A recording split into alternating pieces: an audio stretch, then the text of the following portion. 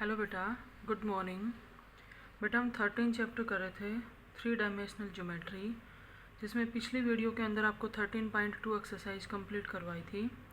आज हम उससे आगे पढ़ते हैं नेक्स्ट एक्सरसाइज, जिसमें हमारा टॉपिक है एंगल बिटवीन टू लाइंस।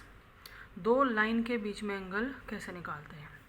बेटा हमने 12th चैप्टर में पढ़ा था, अगर हमें दो वेक्टर के बीच में एंगल निकालना है तो क्या होता था formula, cos theta equal to A dot B upon में magnitude of vector A into में मैग्नीट्यूड ऑफ वेक्टर बी।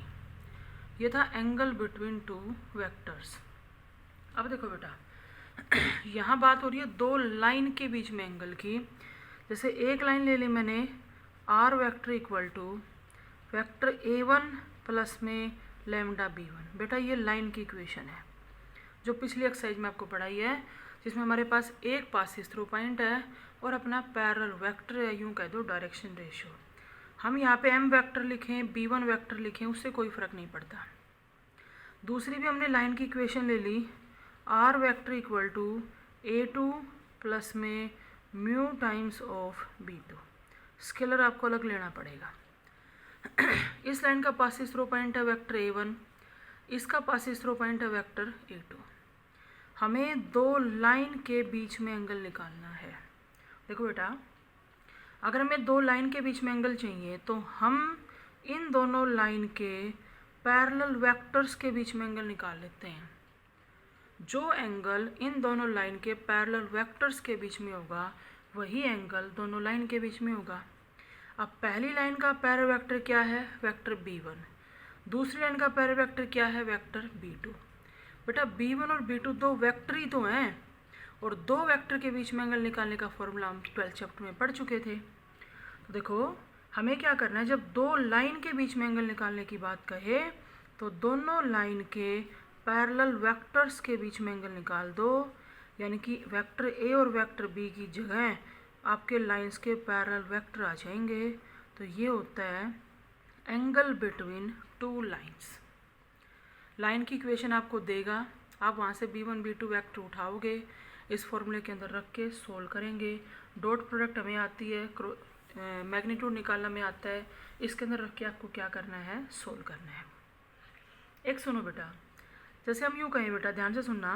पहली कंडीशन ये कि अगर लाइन परपेंडिकुलर, जैसे इस लाइन का नाम मैंने रख दिया L1, इसका रख दिया बेटा L2। ध्यान सुना, अगर L1 लाइन L2 के परपेंडिकुलर है तो दोनों के बीच में थीटा क्या हो जाएगा, 90। कोस 90 क्या हो जाएगा, 0। तो ये उधर जाके क्या हो जाएगा, 0। तो हमारे पास क्या बचा, B1 dot B2 equal to 0। ध्यान से सुनो, अगर लाइन परपेंडिकुलर हैं तो लाइंस के पैरेलल वेक्टर की डॉट प्रोडक्ट क्या होगी, 0। अगर लाइन हमें चेक करनी है परपेंडिकुलर है या नहीं है तो पैरेलल वेक्टर्स की डॉट प्रोडक्ट निकाल के देख लेंगे। 0 आई तो परपेंडिकुलर है, वरना परपेंडिकुलर नहीं है। कई बार वो यूँ भी कह देगा लैम्डा की वैल्यू निकालो, लाइन परपेंडिकुलर है, तो हमें दोनों लाइन के पैरेलल वेक्टर की डॉट प्रोडक्ट को 0 लेके चल पड़ेंगे। लैम्डा की क्या आ जाएगी, वैल्यू। बात अगर पैरेलल की है बेटा, L1 लाइन अगर L2 के पैरेलल है तो हम पीछे भी बार बार यूज कर चुके, दो पैरेलल लाइन के पैरेलल वेक्टर भी क्या होंगे, पैरेलल। जैसे यहाँ पे हम कह सकते थे दो परपेंडिकुलर लाइन के पैरेलल वेक्टर भी परपेंडिकुलर होंगे, और दो वेक्टर परपेंडिकुलर होने का मतलब है उनकी डॉट प्रोडक्ट क्या होगी, 0। अगर यहाँ लाइन के पैरेलल की बात है तो B1 वेक्टर B2 के पैरेलल होगा, और बेटा जब दो वेक्टर पैरेलल होते हैं तो उनकी क्रॉस प्रोडक्ट क्या आती है, 0। यानी कि अगर लाइंस को पैरेलल प्रूव करना है तो दोनों वेक्टर की क्रॉस प्रोडक्ट को 0 दिखा दो। अगर वो यूँ कहे लैम्डा की वैल्यू निकालो, लाइन पैरेलल दे रखी हैं, तो हम पैरेलल वेक्टर की क्रॉस प्रोडक्ट को 0 के इक्वल लेके चल सकते हैं। अब हम स्टार्ट करें बेटा एक्सरसाइज 13.3।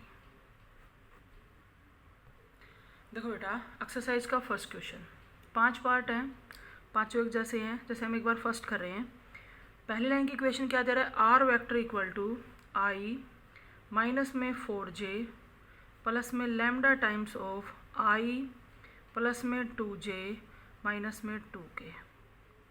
और दूसरी लाइन की इक्वेशन है r vector equal to i plus में जे माइनस 2k प्लस में mu times of 2i plus में 4j माइनस 4k।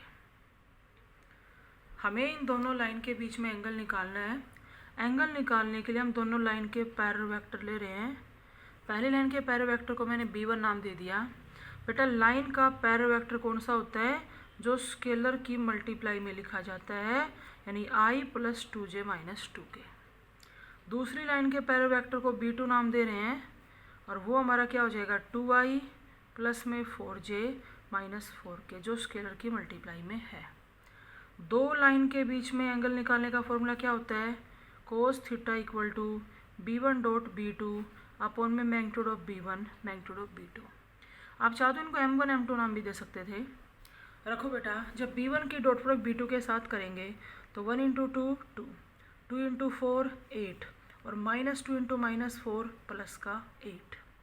नीचे आएगा यहाँ b1 वेक्टर का मैग्नीट्यूड, तो 1 प्लस 4 इधर b2 का 4 प्लस 16 प्लस 16। बेटा ऊपर आ गया 18, नीचे 9 का रूट कितना हो जाएगा 3 और यहाँ पे आपका 36 हो गया, तो इसका रूट कितना आएगा 6।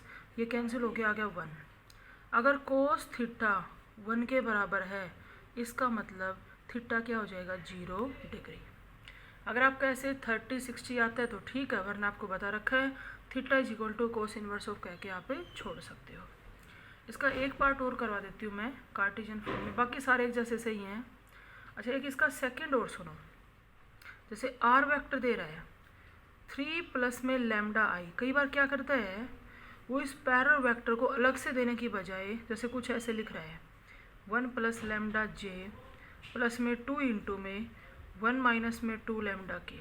मेरे कहने का मतलब है आपको यहाँ से लाइन का पैरेलल वेक्टर उठाना है, लेकिन इसने अलग से नहीं लिखा। क्या करना बेटा, विदाउट स्केलर जो टर्म है ना वो लिख लो 3i प्लस में बेटा 2j और प्लस में है 2k, और जिन सब के साथ स्केलर है अब उनको रखो और उनमें से लैम्डा कॉमन ले लो।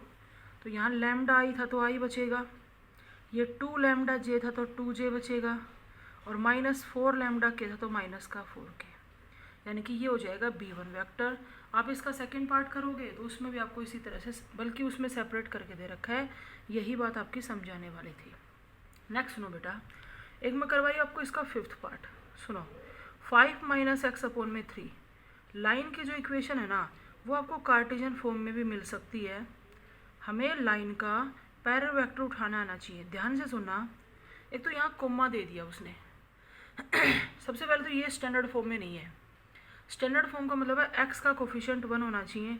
मैंने क्या किया, -1 कॉमन लिया और उस -1 को नीचे भेज दिया, तो ये तो बन गया स्टैंडर्ड फॉर्म में। ये ऑलरेडी स्टैंडर्ड फॉर्म में है y प्लस 3y माइनस 2। बेटा यहाँ कोमा है, इस कोमा का मतलब क्या है कि z फिक्स रहेगा 5, इसके ऊपर कोई स्केलर से फ़र्क नहीं पड़ेगा। अगर z इक्वल टू 5 तो आप यहाँ इक्वलिटी लगा के z माइनस में 5 और अपॉन में 0 आएगा, क्योंकि जब तुम इसको लैम्डा के बराबर लोगे तो 0 इंटू में लैम्डा 0, तो z की वैल्यू 5 आई कि नहीं आई। इसका कहने का मतलब है वेरिएबल का फ़र्क, किसी भी स्केलर का फ़र्क नहीं पड़ेगा, z क्या रहेगा फिक्स 5। देखो मेरी बात सुनो, अगर यहाँ इक्वलिटी लगा के z इक्वल टू 5 होता तब तो हम क्या लिखते z माइनस 5 अपॉन में 1, लेकिन अगर कोमा लगा के है ना तो नीचे क्या आएगा 0। अब आपसे कोई पूछे b1 वेक्टर, तो b1 वेक्टर है बेटा कार्टेशियन फॉर्म में डायरेक्शन रेशियो होते हैं, पैरेलल वेक्टर होता है, वो नीचे लिखा जाता है, तो वो बनेगा माइनस का 3i माइनस का 2j प्लस का 0k। इसी तरह से जो सेकंड इक्वेशन है कार्टेशियन फॉर्म में वो है x बाई 1 माइनस में y बाई 3 और बेटा z माइनस में 5 बाई 2। हम इसको भी स्टैंडर्ड फॉर्म में कन्वर्ट करेंगे, तो आप चाहो तो इसको भी लिख सकते हो x माइनस 0 बाई 1। बेटा यहाँ से माइनस कॉमन लेंगे और उस माइनस को नीचे भेज देंगे, और ये आपका स्टैंडर्ड फॉर्म में है z माइनस 5 बाई 2। तो b2 वेक्टर क्या आपका i minus 3j plus 2k, b1 vector रहा, b2 वेक्टर रहा, आपको क्या निकालना है एंगल। फॉर्मूला आपका है, इसके अंदर रख के क्या करेंगे सॉल्व।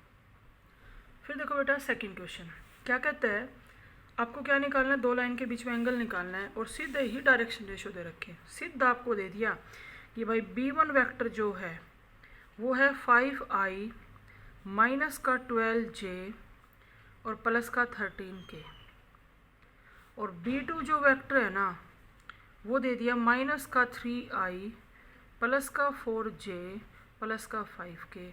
फॉर्मूला लगा के आपको क्या निकालना है, एंगल। नेक्स्ट देखो बेटा इसका क्वेश्चन नंबर 3, ध्यान से सुनना। दो लाइन की इक्वेशन दे रहा है, कहते हैं उन दोनों को परपेंडिकुलर प्रूव करो। पीछे मैंने अभी आपको बताया भी था, अगर दो लाइन को परपेंडिकुलर दिखाना है तो दोनों लाइंस के डायरेक्शन रेशियो की डॉट प्रोडक्ट को क्या दिखाएंगे, 0। बुक में आप देखो, मैं बुक में से सीधा लिख रही हूँ। अगर मैं पहली लाइन के पैरेलल वेक्टर की बात करूँ तो बेटा उसका जो पैरेलल वेक्टर है वो है 7i माइनस में 5j प्लस में k। और अगर दूसरी लाइन के पैरेलल वेक्टर की बात करूँ जिसको B2 नाम देते हैं तो वो है बेटा i प्लस में 2j प्लस में 3k। तुम क्या करो, B1 की डॉट प्रोडक्ट B2 के साथ निकाल के देखो, अगर 0 आती है तो लाइन परपेंडिकुलर प्रूव हो जाएंगी। जब B1 डॉट B2 निकालेंगे तो बेटा 7 इंटू में 1 7, ये माइनस का 10 और ये प्लस का 3, तो आप देख सकते हो क्या आएगा, 0। अगर दो लाइन के डायरेक्शन रेशियो की डॉट प्रोडक्ट 0 है तो लाइन क्या प्रूव हो जाएंगी, परपेंडिकुलर। उसके बाद बेटा क्वेश्चन नंबर 4 से लेके इस एक्सरसाइज का बिल्कुल लास्ट क्वेश्चन नंबर 12 तक सारे पार्ट एक जैसे हैं, करवाऊंगी मैं, और very very very very important है। सुनो बेटा, क्या क्या आपसे पूछ सकता है, किस तरह से हमें करना है। देखो बेटा, जैसे क्वेश्चन नंबर 4 की बात करते हैं, क्या कहता है सभी में, find the perpendicular distance from the points to the lines given below. Point से लाइन का परपेंडिकुलर डिस्टेंस पूछ रहे हैं। आप अगला क्वेश्चन पढ़ोगे तो फुट ऑफ परपेंडिकुलर पूछ रहे हैं, यानी कि इस टाइप के क्वेश्चन के अंदर आपसे 4 बातें पूछ सकता है। जैसे हम एक क्वेश्चन कर रहे हैं, देखो बेटा 4th क्वेश्चन का मैं आपको 4th पार्ट करवा रही हूँ, सारे एक जैसे हैं। आपको पॉइंट दे दिया क्या, 2 3 4, 2 3 4 पॉइंट से देखो लाइन क्या दे रखी है बेटा, आपको इस तरह से डायग्राम बना लेना है। इस पॉइंट से लाइन पे परपेंडिकुलर डाला गया और जिस लाइन पे परपेंडिकुलर डाला गया वो लाइन क्या है, 4 minus x by 2 equal to y minus 0/6 लिख सकते हैं, equal to 1 minus z by 3। ठीक है, पॉइंट देगा, लाइन आपको देगा, आप चारों पार्ट के अंदर देख सकते हो। जैसे मैंने इस पॉइंट को कह दिया P, इस लाइन को नाम दे दिया बेटा AB, ध्यान से सुन लो। और P पॉइंट से लाइन पे परपेंडिकुलर डाला गया, इस पॉइंट को मैंने कह दिया D। तो यहाँ D जो है ना वो फुट ऑफ परपेंडिकुलर है, यानी कि परपेंडिकुलर का क्या है, फुट। आपसे 4 बातें पूछेगा। सबसे पहले फुट ऑफ परपेंडिकुलर D के कोऑर्डिनेट, आपसे फुट ऑफ परपेंडिकुलर D के कोऑर्डिनेट पूछ सकता है। सेकंड आपसे बेटा परपेंडिकुलर डिस्टेंस पूछ सकता है, यानी कि P से D तक का डिस्टेंस। जब हमारे पास D के कोऑर्डिनेट आ जाएंगे तो PD डिस्टेंस के लिए हम 2 पॉइंट डिस्टेंस फॉर्मूला लगा देंगे। तीसरा बेटा आपसे क्या पूछेगा, परपेंडिकुलर डिस्टेंस PD की इक्वेशन, क्योंकि इस डिस्टेंस को कवर करने में एक लाइन ही तो बनी है और उसके पास अगर D के कोऑर्डिनेट आ जाते हैं तो PD वो लाइन हो जाएगी जिसके पास 2 पासिस थ्रो पॉइंट है। और चौथा जो सबसे इम्पोर्टेंट है वो आपसे पूछ सकता है बेटा इमेज ऑफ पॉइंट P, इस P की इमेज पूछ सकता है जो यहाँ गिरेगी। भाई परपेंडिकुलर डिस्टेंस पूछे, चाहे डिस्टेंस की इक्वेशन पूछे, चाहे इमेज पूछे, फुट ऑफ परपेंडिकुलर तो आपको निकालना पड़ेगा, इनके बिना ये कुछ भी नहीं आएगा। यानी कि फुट ऑफ परपेंडिकुलर निकालने की बात कहे या ना कहे वो हमें निकालना पड़ेगा। सुनो आपको कैसे करना है। सबसे पहले देखो बेटा PD जो लाइन है ना PD, वो बेटा परपेंडिकुलर है AB पे। अभी जस्ट मैंने ऊपर क्वेश्चन करवाया है। अगर PD लाइन AB पे परपेंडिकुलर है तो जो PD का पैरेलल वेक्टर होगा, और मान लेते B1 नाम, और जो AB का पैरेलल वेक्टर होगा उसको B2 कह देंगे। अगर परपेंडिकुलर हैं तो हम इन दोनों के पैरेलल वेक्टर की डॉट प्रोडक्ट को 0 लेके चल सकते हैं। हम पैरेलल वेक्टर कहें या डायरेक्शन रेशियो कहें, एक ही बात है। तो बेटा जो AB लाइन है ना, उसमें तो कोई प्रॉब्लम ही नहीं है, लाइन आपको दे रखी तो डायरेक्शन रेशियो है। सबसे पहले मैं क्या कर रही हूँ, इस लाइन की इक्वेशन को स्टैंडर्ड फॉर्म में कन्वर्ट कर रही हूँ। बेटा माइनस कॉमन लिया और उस माइनस को नीचे भेज दिया। यहाँ y माइनस 0/6 और यहाँ बेटा माइनस कॉमन लिया z माइनस 1/-3। ठीक है, तो जिस B2 वेक्टर की मैं बात कर रही हूँ, B2 वेक्टर तो हमारे पास है। AB लाइन की इक्वेशन जब हमारे पास है तो उसके डायरेक्शन रेशियो भी हैं, तो ये हमारा B2 वेक्टर है। हमें चाहिए B1 वेक्टर, मतलब PD लाइन के डायरेक्शन रेशियो। अगर बेटा D के कोऑर्डिनेट आ जाएंगे, D के कोऑर्डिनेट आ जाएंगे तो PD जो है ना उस लाइन के डायरेक्शन रेशियो आ जाएंगे, क्योंकि दो पॉइंट से पास होने वाली लाइन के डायरेक्शन रेशियो कैसे निकालते हैं, x2 minus x1, y2 minus y1, z2 minus z1 से। सॉरी बेटा, सबसे पहले हम क्या करेंगे, इस PD लाइन पे लाई करने वाला D जो पॉइंट है ना वो लिखेंगे। इस लाइन की इक्वेशन को लैम्डा के बराबर रखें। ये आपको बताया था, लाइन पे लाई करने वाला पॉइंट अगर आपको चाहिए तो लाइन की इक्वेशन को किसके इक्वल ले लो, लैम्डा के। बेटा यहाँ से जब आप इस टर्म को लैम्डा के बराबर रखोगे ना तो x की वैल्यू -2 लैम्डा प्लस 4 आएगी, y की वैल्यू 6 लैम्डा आएगी और z की वैल्यू -3 लैम्डा प्लस 1 आएगी। और मैंने उससे पॉइंट बनाया और उस पॉइंट को नाम दे दिया D। लैम्डा की वैल्यू मिल जाएगी तो यहाँ रख देंगे। अब देखो P के कोऑर्डिनेट तुम्हारे पास हैं, D के कोऑर्डिनेट तुम्हारे पास हैं। अगर तुम्हें PD के डायरेक्शन रेशियो चाहिए, PD के डायरेक्शन रेशियो चाहिए जिसको हम B1 वेक्टर नाम दे सकते हैं, तो वो x2 माइनस x1 फॉर्मूले से आ जाएंगे। देखो x2 माइनस x1 बेटा -2 लैम्डा प्लस 4 और -2, तो -2 लैम्डा प्लस 2 i बचेगा। प्लस में y2 माइनस y1 करेंगे तो 6 लैम्डा माइनस में 3 j आएगा। और बेटा प्लस में देखो माइनस का 3 लैम्डा और प्लस में 1 और माइनस में 4, तो माइनस में 3k आएगा। ये हो गया B2।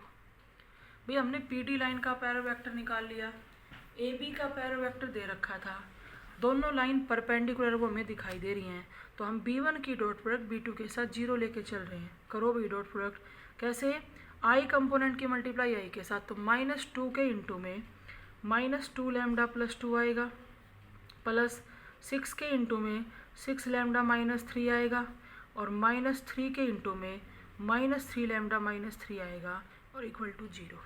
इसको सोल्व कर लेते हैं। देखो ये बन गया 4 लैम्डा -4 प्लस में 36 लैम्डा -18 प्लस में 9 लैम्डा और प्लस 9 इक्वल टू 0। बेटा 36 और 4 40 में से 9 गए तो 31 लैम्डा आ गया। ये माइनस का तो है 22 और प्लस का है 9, तो माइनस का बच जाएगा आपका 13, उधर गया तो प्लस का हो गया, तो लैम्डा की वैल्यू 13/31 आई। वैल्यू कुछ भी आए, 0 -1 2 कुछ भी आए, कोई दिक्कत नहीं है। तुम ये बताओ, जब इस लैम्डा की वैल्यू को उठा के यहाँ रखोगे तो फुट ऑफ परपेंडिकुलर D के कोऑर्डिनेट आएंगे कि नहीं आएंगे। जब आपका D आ जाएगा तो पहले पार्ट की अगर मैं बात करूँ तो P से D के डिस्टेंस के लिए 2 पॉइंट डिस्टेंस फॉर्मूला लगा देंगे। सॉरी, सेकंड पार्ट की, पहला तो फुट ऑफ परपेंडिकुलर आ ही गया, PD डिस्टेंस के लिए 2 पॉइंट डिस्टेंस फॉर्मूला लगा देंगे। थर्ड के लिए क्या करेंगे, जब D पॉइंट आ गया तो 2 पॉइंट से पास होने वाली लाइन की इक्वेशन क्या होती है, x माइनस x1 अपॉन में x2 minus x1 equal to y minus y1 upon में y2 माइनस y1। ये फॉर्मूला लगाएंगे तो इस डिस्टेंस में कवर होने वाली लाइन की इक्वेशन आ जाएगी। रही बात बेटा इमेज की, अगले क्वेश्चन में करवाएंगे, यहाँ स्पेस भी नहीं है। इमेज के लिए क्या करेंगे, हम यहाँ से ड्रॉ कर लेंगे कि P डैश, ध्यान से सुनो, P की इमेज है, मैंने जैसे उसको नाम दे दिया alpha beta gamma. P dash P की इमेज है।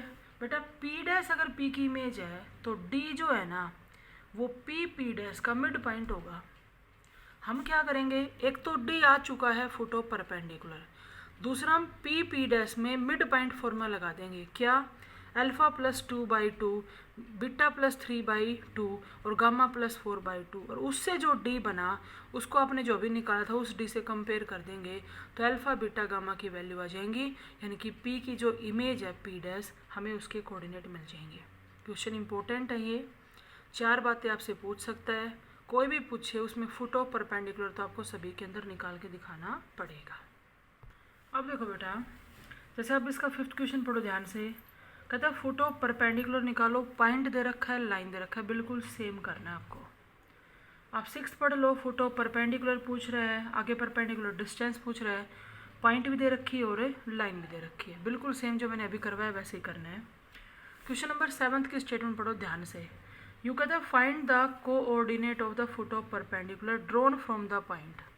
बेटा 1 to 1 पॉइंट से परपेंडिकुलर डाला गया है, किस लाइन पे डाला गया है, BC लाइन पे डाला गया है, लेकिन बेटा और इस पॉइंट का नाम है A, ठीक है, उसने B और C दोनों कोऑर्डिनेट दे दिए, B क्या दिया 1 4 6 और C क्या दिया 5 4 4, तो ये क्वेश्चन भी वैसा ही बन जाएगा।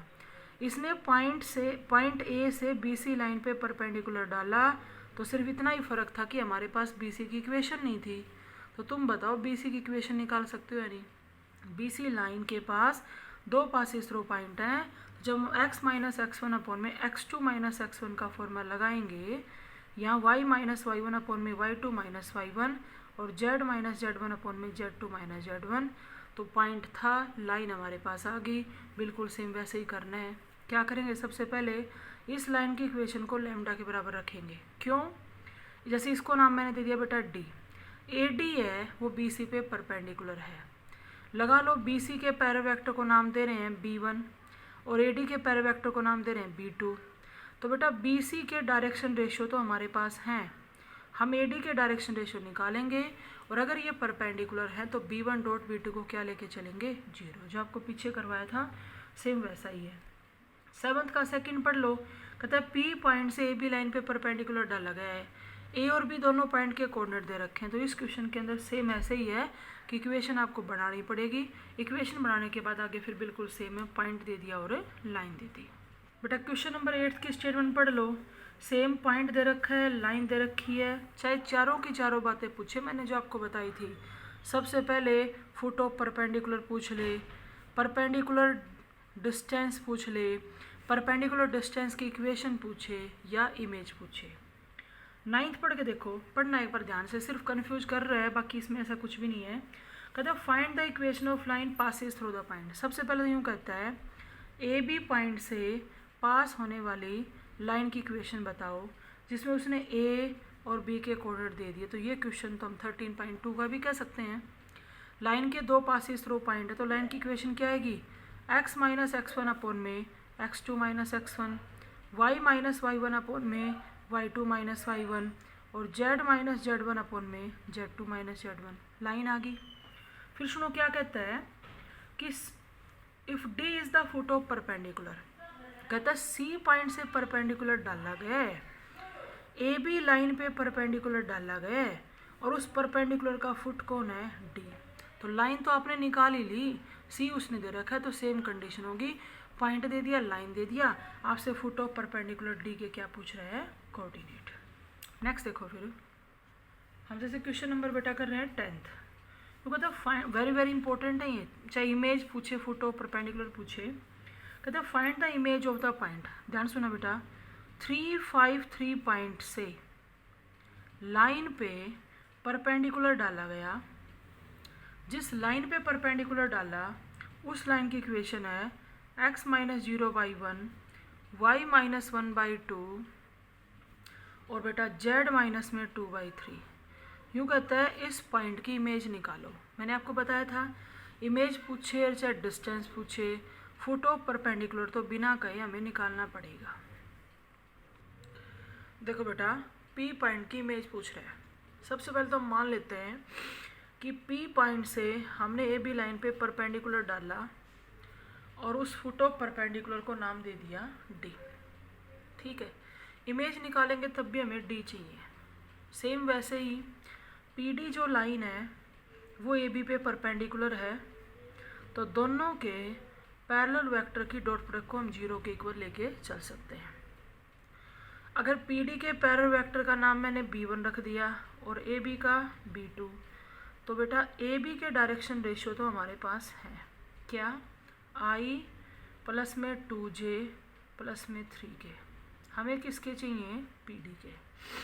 सबसे पहले क्या करेंगे, लाइन की इक्वेशन को लैम्डा के बराबर रखेंगे और इस लाइन पे लाई करने वाला डी पॉइंट रख रहे हैं। जब इसको लैम्डा के बराबर लोगे तो x आएगा लैम्डा, y आएगा 2 लैम्डा प्लस 1 और बेटा z आएगा 3 लैम्डा प्लस में 2। अगर d कोऑर्डिनेट हमारे पास आ गया तो हम पी डी के डायरेक्शन रेशियो लिख सकते हैं, जिसको आप b2 नाम दे सकते हो। किस फॉर्मूले से, x2 माइनस x1 से। तो यह आएगा लैम्डा माइनस में 3i, 2 लैम्डा प्लस 1 और माइनस में 5 तो माइनस 4 बच गया, और बेटा 3 लैम्डा प्लस 2 माइनस 3 तो माइनस में 1k आ गया। b1 वेक्टर आ गया, b2 वेक्टर आ गया, इसको b1 नाम दो। दोनों की डॉट प्रोडक्ट को 0 के इक्वल लेके चल पड़ो। देखो बेटा करो डॉट प्रोडक्ट, 1 की मल्टीप्लाई लैम्डा माइनस 3 के साथ प्लस में 2 की मल्टीप्लाई 2 लैम्डा माइनस 4 के साथ तो 4 लैम्डा माइनस 8, और 3 की मल्टीप्लाई 3 लैम्डा माइनस 1 से करेंगे तो 9 लैम्डा माइनस 3 इक्वल टू 0। यहाँ देखो 9 4 13, हमारे पास 14 लैम्डा आ गया, और बेटा 8 और माइनस का 6 तो ये 14 हो गया, उधर गए तो प्लस का, तो लैम्डा कितना आ गया 1। जैसे ही आपको लैम्डा की वैल्यू मिले सबसे पहले इस डी पॉइंट में रखा करो। जब तुम लैम्डा की जगह 1 रखोगे तो ये 1, ये आएगा 3 और ये 5। तो ये तो है बेटा फुट ऑफ परपेंडिकुलर डी के कोऑर्डिनेट। इसने इसमें डिस्टेंस पूछा नहीं, अगर पूछता है तो लगा दो 2 point distance formula, P D equation. इसने पूछी है इमेज। क्या करो यहाँ P dash alpha beta gamma coordinate के साथ पी की इमेज मान लो। बेटा डी जो है ना, डी वो पी डैश का मिड पॉइंट है। एक तो डी हम निकाल चुके 1 3 5, और एक डी हम मिड पॉइंट फॉर्मूले से निकाल लेते हैं। क्या बनेगा मिड पॉइंट फॉर्मूले से, अल्फा प्लस में 3/2, बीटा प्लस में 5/2 और गामा प्लस में 3/2, और कंपेयर कर दो। जब अल्फा प्लस 3/2 को 1 के इक्वल लोगे तो बेटा अल्फा की वैल्यू आएगी -1। सॉरी बेटा, बीटा प्लस 5/2 को 3 के इक्वल लोगे तो बीटा की वैल्यू आएगी 1, और गामा प्लस 3/2 को जब तुम 5 के इक्वल लोगे तो गामा की वैल्यू आ जाएगी बेटा 7, यानी कि माइनस का 1, बीटा 1 और गामा 7। ये पी पॉइंट की क्या है, इमेज है। यही हमें निकालनी थी। बेटा क्वेश्चन नंबर देखो, आप पढ़ के देख लो, 11th में भी पॉइंट दे रखा है, वेक्टर फॉर्म में लाइन की इक्वेशन लिख रखी है। अगर वेक्टर फॉर्म में लाइन की इक्वेशन लिखी है ना, तो पहले आप उसको कार्टेशियन में कन्वर्ट कर लो। कार्टेशियन में क्या लिखी जाएगी, x minus 6/3 equal to y minus 7/2 आप कर सकते हो, जो पीछे आपको बता रखा है सारा। फिर हम इमेज निकाल देंगे। आप 12th क्वेश्चन पढ़ के देख लो, बिल्कुल सेम है। फुट ऑफ परपेंडिकुलर पूछ रहा है, लेंथ पूछ रहा है, इमेज पूछ रहा है, पॉइंट दे रखी है और लाइन दे रखी है। अगर इसके सेकंड पार्ट की बात करें तो फुट ऑफ परपेंडिकुलर पूछ रहा है, ए पॉइंट से परपेंडिकुलर डाला गया है, बी सी लाइन पे डाला गया है, बी सी के दोनों के पास ही थ्रो पॉइंट है, तो हम यूँ कह सकते हैं इस टाइप का क्वेश्चन बन जाएगा। जब दोनों पास ही थ्रो पॉइंट है तो हम लाइन की इक्वेशन लिख लेंगे। कौन से फॉर्मूले से, x minus x1 x2 minus x1 से। तो पॉइंट भी आपके पास है, लाइन भी आपके पास है, foot of perpendicular, distance, equation, image सारे कर सकते हैं। आप एक क्वेश्चन के अच्छे से प्रैक्टिस कर लो, जिसके अंदर आप चारों पार्ट निकाल के देख लो, फुट ऑफ परपेंडिकुलर भी, डिस्टेंस भी, इक्वेशन भी और इमेज भी। क्वेश्चन बेटा वेरी वेरी इंपॉर्टेंट है, पूरी एक्सरसाइज इंपॉर्टेंट है। 2 ही टाइप के टॉपिक पढ़े हमने इसमें। पहला तो क्या, 2 लाइन के बीच में एंगल कैसे निकालते हैं। तो 2 लाइन के बीच में एंगल निकालने के लिए क्या करेंगे, दोनों लाइन के पैरेलल वेक्टर के बीच में एंगल निकाल लेंगे। और दूसरा हमने पढ़ा, पॉइंट से लाइन का डिस्टेंस पूछे, इमेज पूछे तो 2 टाइप के क्वेश्चन है और दोनों ही इम्पोर्टेंट हैं। 2-3 क्वेश्चन की प्रैक्टिस करो, अच्छे से मेथड भी याद करो, ठीक है, सोल्व हो जाएगा। क्योंकि आगे जाके ना ये तो हमने पॉइंट से लाइन पढ़ा है, फिर हम पॉइंट से प्लेन भी पढ़ेंगे, लाइन से लाइन भी पढ़ेंगे, इसलिए थोड़ा ध्यान रखना ज़रूरी है।